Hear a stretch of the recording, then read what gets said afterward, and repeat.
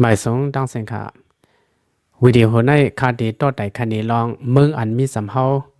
เมืองลูกในเมื่อกูบอกเปิ้นอันกันว่าเมืองอันกำให้เสเปิ้นในข่าวออปอขาดด้วยหางแผ่นดินอันในปอไหนไผ่หนึ่งที่มีเมืองไทยไผ่หนึ่งที่มีเมืองเวียดนามเมืองกัมพูชาอันว่าในมีอยู่ในเกเมืองเอ็นแห้งหลงสองเมืองในข่าวเพราะว่าเมืองกัมพูชาไหนกำนำน้ำเตรียมปอสนใจก็เบอร์เมืองในเป็นเมืองเซาอาณาเขากูสิบกูปานกุ้มกับมาเสียมการป้ายมักมีป้ายปิญญาป้ายปุกปองซึ่งเมืองซากว่าซึ่งในตุกแต้มติคาเลอัมมีติลีไขวสังวันในเสตะปอเฮาคาซอกสายด้วยขึ้นปืนวันดังมันในลองลีตื่นพันใจลองลีเสลิกใส่น้อยลองลีเอาเฮ็ดดอนสอนตาเฮามีนำติและเฮาคาถูกดีฮู้ไว้ลองปืนวันหลังเขาอยู่ค่ะปอค่ะเลเพนด้วยลองปืนวันหลังเมืองกัมพูชาปอไหนข้อถามก็ตีออกมาในสายเฮาขาตั้งน้ำลองใส่อำดีซ่อมก็เตพุทธโซออกมาซ่อมตั้งน้ำอยู่เมืองกัมพูชาอันว่าในเมื่อกูบอกได้ยามเป็นเมืองคีคาฟรานเขาเมืองอะไรเป็นคีคาฟรานในเมืองลาวเมืองเวียดนามและเมืองกัมพูชาภายหนึ่งซ้ำเมืองหนังเมืองอินเดียเมืองมาในซ้ำได้เป็นเมืองคีคาอังกฤษเขาเมืองอันได้เป็นคีคาเผอนั่นได้เป็นเมืองไทยเป็นเมืองสุกกลางเปิ้นมาปางตึกซึกกำผาปอกหนึ่งปอกสองก็ได้โทบมาซึ่งหนังเปิ้นค่ะไว้ซึกกำผาปอกสองเย้าตัวกว่าปีเฮง953เมืองกัมพูชาไล่ลอดเลี้ยวแต่ฟลันเมืองกัมพูชาอันว่าในเมืองก่อนเล็กๆอ่อนกุ้ยกำนำนับถือพุทธภาษาซื้ออันเกื้อยำอิสลามคริสต์และผีซึ่งในก็มีอยู่นังกับการงานในก็อ่อนกันเฮ็ดกินส่วนให้หน้าหมอกกันไหนกุ้ยค่ะมือยามนั้นก็อันอุปเปิงซึ่งเมืองซ้ำเป็นเจ้าไซสีหานุเจ้าหอกคำป้าในมันหูเปิงเป็นเมืองมันเจ้าว่าเมืองกัมพูชาในเป็นเมืองเล็กเอียนแห้งก็อำเป้งเปิ้นสังก็อำเตรียมทนแลคัดขวางต่อเพอ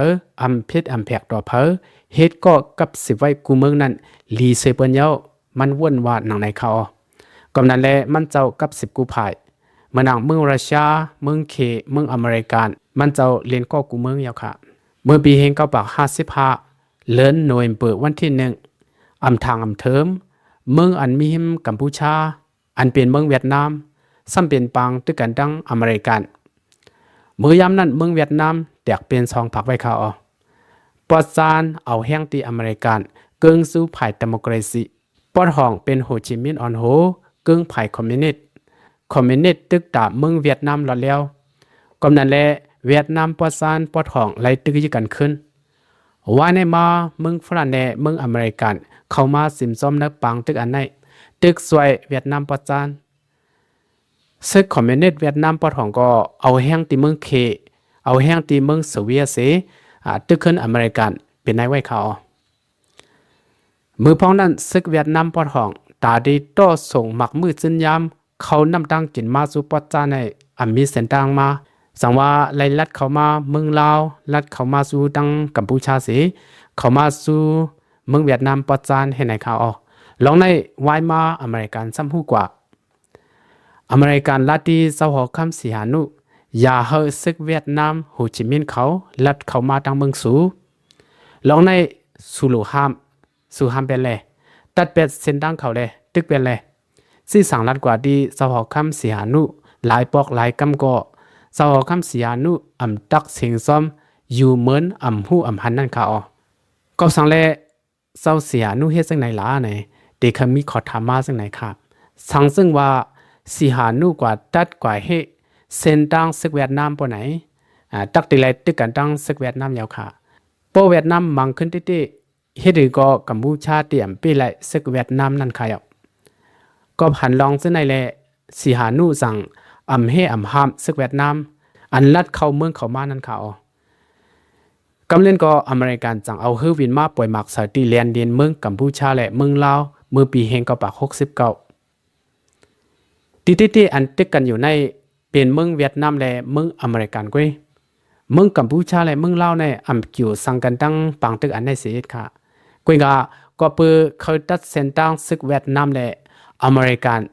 สั่งเอาฮือวินมาปล่อยหมักเสยที่แลนดินเมืองกัมพูชาและเมืองลาวในข่าวกวนเมืองกัมพูชาและเมืองลาวเขาก็อยู่หลายไล่ยาสักมันนั่นค่ะนะไล่ตายย้อนไล่เฮ็ดอเมริกันในนำเต้นนำว่าเปลี่ยนกว่าซึ่งในก็อันเป็นเจ้าหอคำเสียนุอำต้งอำเตือนอำตักเสียงซ้อมสัง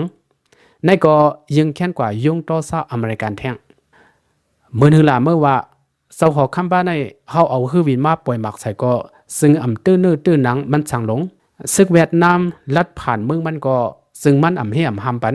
กวยอยู่กวยต่อซาอเมริกันเขาตื้อขึ้นมาแทงนั่นค่ะนะ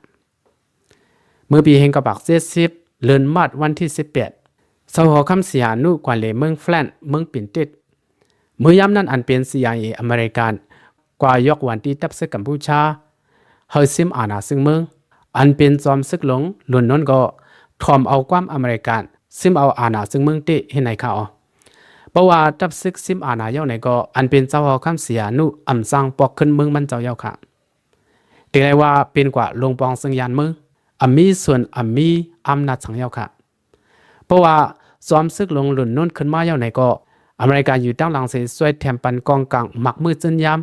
ช่วยแถมป้าผ่านด่างเงินดองซ้อมหนังอเมริกันเขาซี่สั่งซ้อมหนังอเมริกันเขาเคยฮิตเคยสร้างนั่นซ้อมซึกลงหลุนน้นก็ฮิตซ้อมเสียงกำนันได้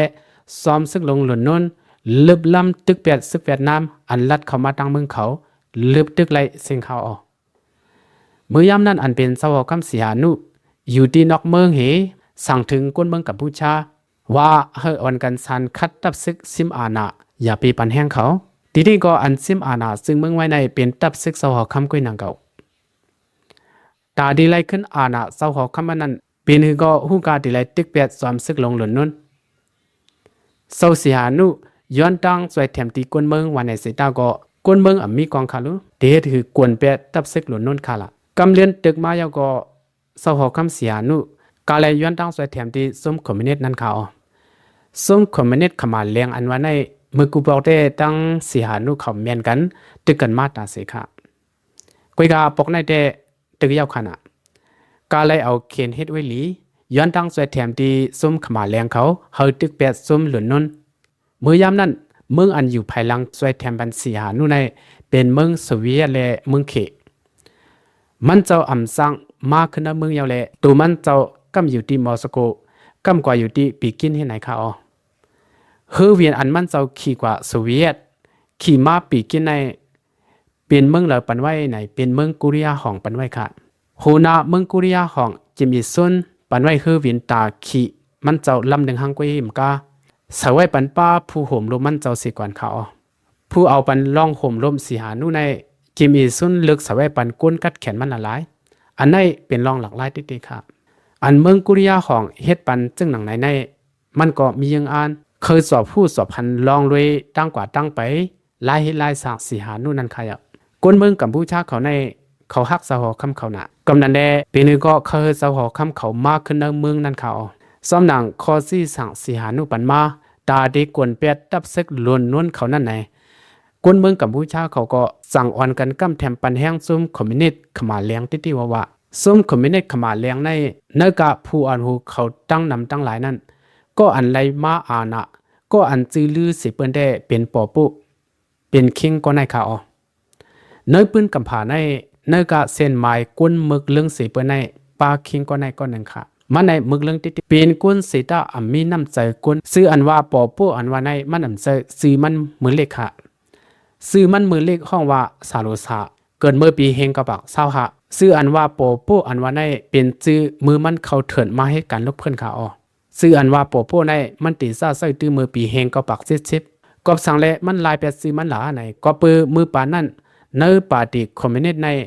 เขามีวาดาผิวแปดสะเทผู้มักกนมีเขาเนื้อตลาคอมมิวนิสต์เขาในเขาว่ามีก้นผ่านก้นมีเพราะว่าเป็นก้นหูลำซี่ผ้ากูก็ตีไรเพลงเปี้ยงกันเซ็งวันไหนเขาก่อนนั้นแหละส้มคอมมิวนิสต์เขาที่นี่ว่ากวนสะเทผู้มากกวนมีเขาในเป็นกวนสุบกินเลือดที่กวนผานกวนดิ่งกวนแหลนเป็นผู้มับหีบเงี้ยนหรือกวนผานเขาวันไหน กำนั้นแลคอมมิวนิสต์เขาในเขาตึ้นมีขอบวางแผนตาผิวเปียดกวนมักกวนมีกวนสติเขานั่นขายเอาปอผู้อันว่าในปอด้วยขึ้นเงินคือมันเขาเป็นคือกวนสติกวยหนังเก่าก็กูเปิ้นหู้ลองเงินคือมันกูคอมมิวนิสต์เขาผิวบ้านมันแลมันสั่งลายเปียดซีมันในก็ว่าค่ะปู่ผู้อันว่าในเมื่อปีเฮงกบัก49พ้องอายุมันไร24มันมีส่วนไรกว่าขึ้นเห็นตีเมืองแฟลนเมืองปิ่นติดก็เพื่อพ้องนั้นเมืองกัมพูชาเป็นเมืองขี้ขาแฟลนคาเลไรกว่า10แทงตีเมืองแฟลนนั่นค่ะนะปอผู้ในมันไรสกอลาชิพเงินกำสวยตีลงปองซึ่งสิแลกว่าขึ้นเห็นตีเวงปาลีเห็นเอาไผ่ป้ายเรดิโออิเล็กทรอนิกส์กุยกามันในอ่ำเข้าจะลองการเห็นมียังอ่านหนังเปิดว่าเก่าอ่านเฮยเยาเห็นอ่านเอาซุมเอาคู่อันมันกว่าเข้าจะอยู่ในเป็นไผ่การป้ายมือพ้องนั้นตีเมืองแฟลนเกี่ยวกับเลยวาดาคอมมิวนิสต์ซ้ำเฮิงเมื่อนางวาดามักลีเนนวาดาเมาซีตรงเมืองเขวะซึ่งในไลหันเปิ้นอ่อนกันตกซื้อเสียงเขาป้อพุ่งขึ้นปอพวกในก็กว่าเข้าเสือเป็ดลองในอันมันได้เจออันมันได้ยินไข่สีเปิ้นได้เป็นเมาซีตรงวันในเขาเดี๋ยวนั้นมามียังอ่านเข้ามาตั้งปาร์ตี้คอมมิวนิสต์ในเมืองกัมพูชาการเห็นก็เยาตกปังตอบลิก3 ปีทับกันในปืนมันได้ไลหันเตรียมไว้หนังในค่ะเมื่อปีเฮงก็บัก53ลุงบองซึ่งยึดเป็ดกาเห็นมันแลมันก็ไล่ปอกมาขึ้นในเมืองสั่งมาตั้งปาร์ตี้คอมมิวนิสต์ที่เมืองกัมพูชามันกว่าไล่แห้งที่ไล่มาหลาในเมืองหนังเมืองหิมฮอมมันเวียดนามว่าลาวว่าซึ่งในก็เป็นเมืองคอมมิวนิสต์ค่ะลูตับซุ่มปอในก็ลูกที่ไหนสิตึกลามมาซิมไลเวียงหนึ่งยาวเวียงหนึ่งนาทีซิมไลก็นำมากวางมาติ๊กคนเมืองกัมพูชาก็กำแถมปันแห้งโฮมห้อมเขานำมาแหละถึงมาปีเฮงกบัก45เดือนเอเปิลวันที่17ถึงดีตึกซิมเอาไลวิ่งหลงวิ่งเงาซึ่งกัมพูชาวิ่งพนันปีนั่นเขากำเล่นก็ตับซึกซ้อมซึกหลงหลุนนุ่นก็กลปังกว่าตูซ้อมซึกหลงหลุนนุ่นก็ไล่ไปออกกว่าเมืองอเมริกันเพราะว่าส้มคอมมิวนิสต์ขมาแรงเขาตึกซิมไลมดเย้ากุ้มกำไรอาณาซึ่งเมืองเย้าในก็คนเมืองกัมพูชาเขาอ้อนกันจมซื่อเนื้อเสือเขาได้ถางว่าเศร้าขอคำสีหานุเศร้าขอคำเฮาเดี๋ยวไรมากขึ้นเย้าอันว่านั่นเขากุยกาตั้งสมซื้อกวนเมืองกัมพูชาเขาตั้มอ่ำตันขำหึงค่ะก็เบอร์ส้มขมาแรงเขาเนนำกัดเขามาเนตั้งห้องค่ายตั้งมึกลึงเขามานั่นค่ะยับอันดังสุดขมาแรงเขาเฮ็ดหือหลาไหนเขาพิวซิมเป็ดผู้เขาซุ่มผู้มีสันในหลงปองซึ่งหล่นนุ่นแฮมตาเป็ดเซ็งๆไม่กึดสิก็ลอกไล่ซึ่งไหนเมืองเวียดนามเป็นเมืองคอมมิวนิสต์ดาเขามีเฮ็ดจังไหนค่ะกุยกาปอพวกเขาได้ใจซึ่งนั้นเจ็ดทัดสังมีขอนอมสังเขาบังตายเป็ดเซ็งๆค่ะกวนอันมีนาเวงพนันเปลี่ยนตะ2 ล้านเขาอัตมาลึบเสื้อกว่าอยู่วานนอกหน้าปังไม่เกิดเผอเสียมเล็กเสียมหนุ่มเสียมเท่ามนเจ้ากวนเปลี่ยนหมอยาไม่เกิดค่ะในเขาดังสู่มงในกุยเฮออกกว่าเซ็งเฮอไปตั้งกว่ากูก็แทงอันนึงซ้ำเงินเพยอย่าไปเอากว่าเพยอย่าไปเย็บเงินอันว่าในโลใจโลยะโลซิมเป็ดเซ็งกาดในก็โลมีโฮงเฮียนสอนดิกอันว่านั่นก็โลไว้ตั้งเซ็งโลเตขึ้นเงามันกุยดีกว่าเตที่แล้วดีไรกว่าเตที่ศูนย์ลูกตีศูนย์สั่งไว้มาเป็น1ลูกตี1สั่งไว้มาเป็น2 3เห็นไหนเขาในเปลี่ยนป้ายวนปอป้อเขาในอันในเขาห้องว่าปีศูนย์ในเขาป้ายวนปอป้อในมันลีโกกาหือในคาเดลันในแทง1อันมันลิบก้นนาเวงใส่กว่าอยู่วันนอกใน1ก้นนาเวงในเป็นก้นขันเป็นก้นเปิดกินน้ำตอนเปิ้นเวียงอันว่าในเป็นที่เกิดปันก้นขันกำนั้นแหละก้นกูก็โลไล่เป็นเจ้าให้เจ้านาพวกเขากินข้าวที่ไรหมอผูกเอาหางกุยเมืองกัมพูชาเฮาใน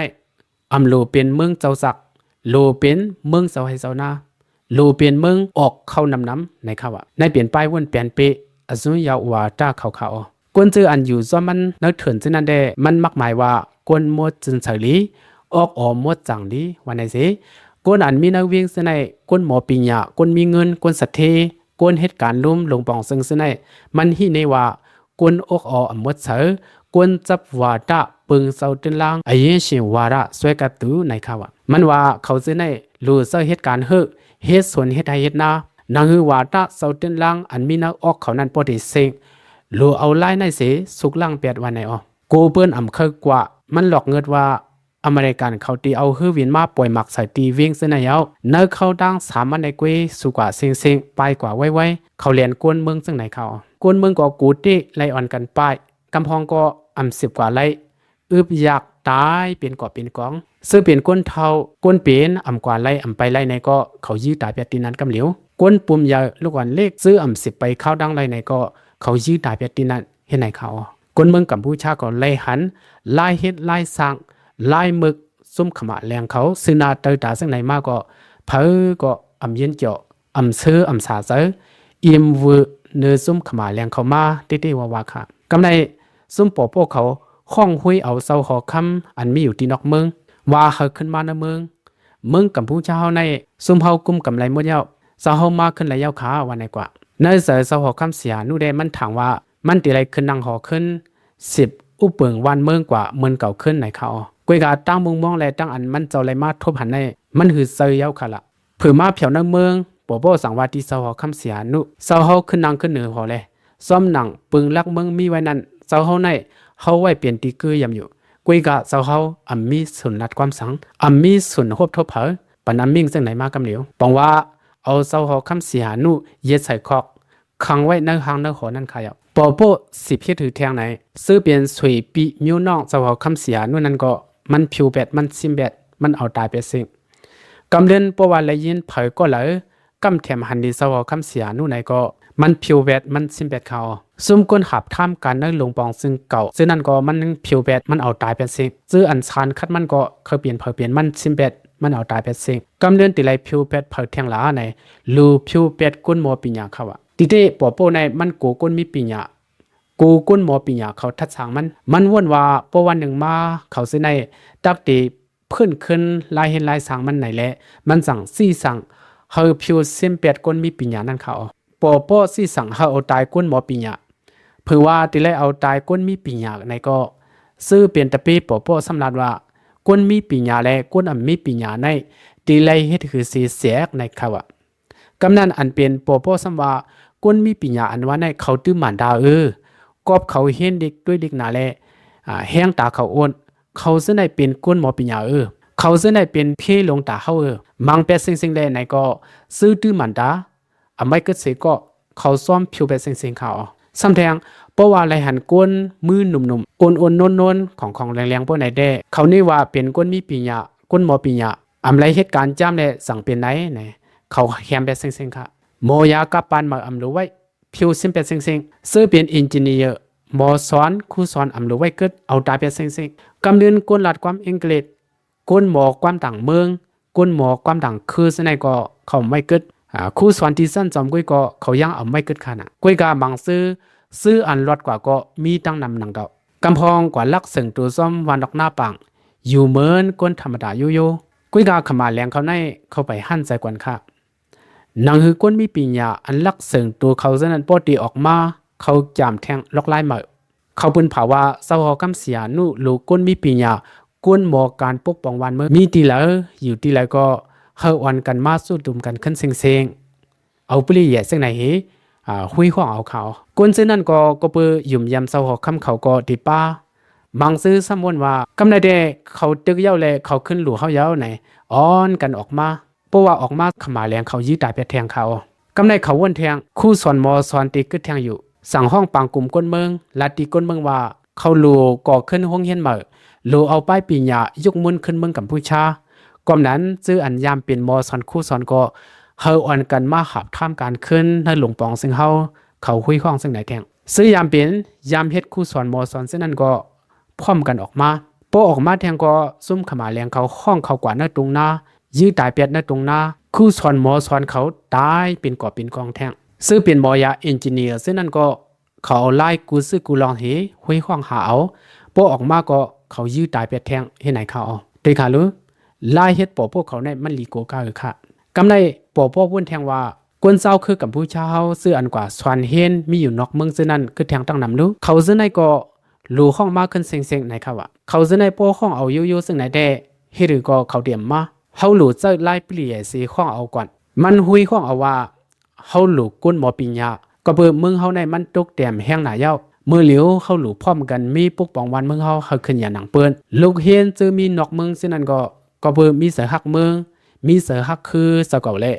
สั่งอ่อนกันมากขึ้นเขาลูกเฮียนซึ่งนั้นเพราะว่าลงฮือวินมาในก็ขมาแรงเขายอบเอากว่าเซ็งๆเขาซึ่งในก็อำไลหันเส้นดังมากขึ้นสิก็ค่ะ เนอป้ายวนปอโป้มีไว้ว่าก้นมีปีหยาในวันหนึ่งสั่งมาทัดสางขึ้นมันสั่งมาพื้นขึ้นมันลูกเฮียนอันกว่ามีนอกเมืองซึ่งนั้นป้ายวนเขาอ่ำจึนจังเมื่อเช้าป้ายวนเขาเป็นป้ายวนเมืองวันตกกำนันหลูผิวแปดมือเศร้าก้นหมอปีหยาอันว่าในหลูทอนแปดหักเอาแปดหูมันมือเจ้าในลีซีเปิ้นเย้าในเขาอ่ะในเปลี่ยนป้ายวนเปลี่ยนไปปอโป้เขานะกำในก้นลูกตีเวงไรกว่าอยู่วันนอกหน้าปังซึ่งนั้นก็เปืออ่ำยามเฮ็ดสวนเฮ็ดไทยเฮ็ดหน้าแหละเสื้อเขาเฮ็ดสวนเฮ็ดไทยเฮ็ดหน้าก็เฮ็ดพิเฮ็ดผล1 วันและเหตุการณ์12ชั่วโมงบางปอกและเหตุการณ์15ชั่วโมงเลียดไม่พ้นตัวก็อำไรกึดอำไรลือบางซื้อก็คือสิตายเป็นก่อเป็นกองก็เพื่อเฮ็ดพิเฮ็ดผลแลมักเขาเต้านำก็อำปงอำกี้อำหมอกอำบักแลอันกันทบยาแทงกับอึบเขาตายแทงเป็นก่อเป็นกองบางทีพวกเขาออกปงดีก็ซุ่มขมาแรงเขามาเอากว่าต่อขายเป็ดน้องเมืองกุนเมืองซ้ำไรเฮ็ดอยากเฮ็ดเฮอถึงดีไรกินมาซ้ำไรกินข้าวเหลียว1 ก็ 1 วัน10 สายเซออย่าเคยตายกุ้ยในเขาว่าในกุ้ยมกาลายเฮ็ดขมาแรงเขาในมีซึ่งแท้งไหนก็เปิ้เมืองกัมพูชาเป็นเมืองอันคือยามพุทธภาษากำนำแลลองในก็เขาห้ามตับอำปันเฮ็ดการพระตราพ่อแม่ลูกกันก็เขาเอายานกันเปียดอำปันหันกันซึ่งในป้อหึงมาตื้อคึกปาไปใส่กวนเฮาเขาในเข้าดัง4 ปีอันปอป้ออุบเมืองกว่าในเฮ็ดให้ก้นเมืองกัมพูชาเขาไล่ตายไล่หายย้อนมันย้อนปอป้อเขานิกซะป้อแหมเฮ็ดเมึกเฮ็ดเรื่องกุไลและก้นเมืองกัมพูชาเขาไล่ตายมีกว่า2 ล้านปลายเขาก้นเมืองกัมพูชามือปานนั้นตั้งเสียงมีเซล้านกวยขนาดอันคาลัดกว่าขมาแรงเขาแฮมตายก้นอันว่าในอำเซว่าเอากองเฮยื้อตายค่ะก้นตาที่เอาตายในมันนำหนาหึงมากองในมันนำกุมก็นั้นเลยเอาไม้ปลูกในเซมแหลมๆสิเอาไม้ปลูกแหลมในเตียงตายเอาตำตายเอาเฮ็ดไหนเขาเลียดไม้ปลูกเฮ็ดเป็นหนังหอกหนังแล้วเหเอาไม้แหลมในตำกองก็ถือเปียดหลอดคอเฮ็ดไหนเขาบางปอกเอาเล็กตีนบางปอกเอาเซมทุบตายโหวดตายเนื้อเส้นไม้ปืนเขาได้แต่ไม่หนังไหนครับอันเขาเฮ็ดซึ่งหนังไหนในอำซะเลยว่ามีสติกันเป็นเข็นกันและเอาตายกันซึ่งไหนครับก็ว่าด้าการเมืองก็ป้ายว่นพิษก็ป้ายว่นว่าด้าพิษซึมเขาเนื้อออกเขาแหละกวนเศร้าคือเหลียวกันถึงดีป้อเลยผิวมวยกันขึ้นกุยเขาในมันนี่เลยสาวิก้าคือค่ะการผิวมวยซึ่งหนังในเปิ้นห้องว่าจีโนไซด์ในคาลุในเมืองกัมพูชาในซื้อเป็นเจ้าสับเวียดนามก็ได้มีซื้อบ้านเลือดขี่ก็ได้มีพองซื้อคือยำปาสะอิสลามก็ได้มีเขาซื้อในยิงแค้นไรญา14 ปืนยาวค่ะปืนเปลี่ยนซื้อในอำไซว่าป่นมาหลายปากปีเมืองตึงหามีมาบอกปีป้อง50ปีป้องบอก60บอกกันไหนก้อยค่ะปืนซื้อในไว้มาอ่อนกันหันขึ้นแค่พังในคอกอันขมาแรงเขาเฮ็ดเมือกเฮ็ดให้มาซื้อในมันคือด้วยศักดิ์ศรีมันตั้งน้ำต่อถึงมันเมื่อในวันในข่าวบางทีกว่าคุดหันเนยเหรียญเนยทำหลักฐานซะในยิงหันนำมาติ๊กบางทีเขาพังก้นในตีเหลียวลึกเหลียวก้วยอันโหปักมันพังล้อกันตีเหลียวก็มีซ้ำแทงก้นซื้ออันไรทบหันมาลองขมาเขาเฮ็ดเมือกเฮ็ดเรื่องมือป่านนั่นต่อถึงวันเมื่อในเขายังตึกมีสายใจอยู่ตอนหนังนั้นก้นซื้ออันยามหับท่ามกันในซุ่มขมาแรงเขาซื้อนั่นก็ต่อถึงวันเมื่อในบางซื้อยังตึกมีสายใจอยู่วันไหนอ๋อลองปืนเปลี่ยนซื้อในต่อถึงวันเมื่อในเขาเฮ็ดไว้ห้องในปืนสังว่าไล่กว่าเยาวเลด้วยเมืองกัมพูชาในกว่าลิเพียนด้วยไรอยู่ไหนครับเขาดังปอโปอุปเปิงกุ้มกับเมืองกัมพูชาในเดียวปีเฮงเก้าปัก46ต่อถึงเฮงเก้าปัก79หึง3 ปีปลายเปลี่ยนเลือนปลาย20 วัน4 ปีอำตันเต็มลีเนื้อเข้าดังหมอกกันได้กุ้ยเขาในปอโปเฮ็ดให้เมืองกัมพูชาคนลังกว่าขึ้นปักปีเมืองค่ะอย่าว่าติขึ้นนะขึ้นใหญ่ขึ้นกับหนังเมืองเปิ้นก็ไล่เฮ็ดป้ายวนพิษซุ่มปอโปเขาแลเมืองกัมพูชาไล่ตกซุ่มกับกุมยูซุ่มขมาแรงเขาในเขาให้มีเหลือก้อยขนาดตีเอาตูปอโปกว่าใครตาปกป้องซึ่งเมืองขึ้นใหญ่อันว่านั้นเขามีน้ำกัดสิแคกหงเห็นที่สวนเล็กก็เขาเฮ็ดคอกวูคอกควายจ้องเหมือนเจ้าก็เอาเฮ็ดกูดองลองเขาลองหมักมือซึ่งยามเขาหงยาไหนก็อึดเปียดแหมตายป้าหมอยาพิงเอพิงทุ่งป้ายม้วนไหนก็กวนเปียดเซ็งๆซื้อเปลี่ยนเจ้าป้ายม้วนไหนก็เอาตายเปียดเซ็งๆก็นั่นแหละพิงเอพิงทุ่งป้ายมอนกัมพูชาเขายังเคยสมหายกับลายเฮ็ดปอโปกระเบือลายเฮ็ดเขาในมันฮกให้หางซ่าหนาเพียวเละกวนเมืองกัมพูชาเขาเปียงสร้างเหนือซุ่มขมาแรงเขาในตึกเนื้อตึกหลุบลองในซุ่มปอโปเขาก็ฮู้ตัวมากำนั้นเขาสั่งหาล็อกไล่ปลีอย่าแทงตาดีพามตากวนเมืองซ้อมหนังเฮาคาคู่กันนั่นค่ะน่ะเพราะว่าหลูเลขการเมืองไหนกว่าสร้างปัญหาตั้งดอกมาค่ะ มันเขาก็เฮ็ดซึ่งไหนกูเห็นใจค่ะเนี่ยเพราะวันเมืองอำเนมาเขากว่านี่ว่าเป็นประโยคก็พีมือเองเกล็ดเขาเฮ็ดไว้ปันแลเศร้าคือแลมันเขาสั่งได้เป็นเคนกันต่อถึงวันเมื่อในอำใจค่ะ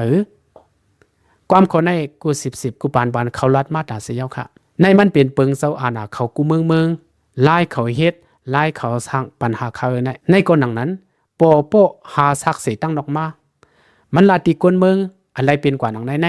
กอบเมืองเวียดนามแหละไรเป็นไรกว่าก้วยในข่าวที่ไหนป้อขาดด้วยขึ้นปืนวันหลังไหนมึงเวียดนามแหละมึงกัมพูชาในเขายามเปลี่ยนเข็นกันมาป้อจูกับเลยเวียดนามเศร้าคือกัมพูชาเขาในเขาตื่นมีไว้ใส่ตาสิก็นั่นแหละโปในมันกว่าเอาลองในมาให้เป็นครึ่งดีมันโปกว่าตึกเวียดนามกวนเมืองกัมพูชาตีฮันลีเก่าขึ้นในล็อกไลน์มันเรียกกันเมืองเขาเนี่ยมีลองมีตั้งสังเตโปกว่าตึกเมืองเวียดนามทีนี้อินแห่งซึกเวียดนามในกัมพูชาเนี่ยมันกว่ากันมันปึงกันนะคารุอินแห่งซึกเวียดนามนำสีเขา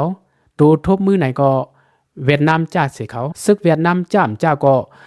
ตึกอเมริกันป้อออกเมืองไรนั่นขนาดปว่ากว่าตึกเวียดนามไผ่เผาวันเวียดนามแฮมตายก้นเมืองเวียดนามไผ่เวียดนามเขาไปปาตึกว่าตึกหากำลอยตึกกัมพูชามังซื้อเวียดนามเขาเงียบไรก็มีมังซื้ออิ่มไล่เฮ็ดไล่สั่งปอเลมาเขาเลี้ยงตีเวียดนามก็มีเขาซื้อในร้านนี้ลองปอมึกเรื่องหนึ่งกุนเมืองเขาลัดว่าป้อเป็นไรเฮาเวียดนามเขาเข้าซอยแถมปันกุนเมืองกัมพูชาเฮากวนแบดลงบองซึ่งปอตุกยันซึ่งไหนมากำเนินก็เวียดนามเขาสั่งแตบตาเข้าตึกเมืองกัมพูชานั่นเขาผือเวียดนามเขาเข้าตึกติหึงเข้าร่าง2วงกุ้ยค่ะเวียดนามเขาซิมเมืองกัมพูชาไหลหมดตีซาเข้าตึกเมื่อปีเฮงเก้าปาก48เดือนตุลาคมวันที่25ซิมไหลเว้งลงพนันปินเมื่อปีเฮงเก้าปาก49เดือนจันทวารีวันที่7หึง14วันกุ้ยค่ะน่ะ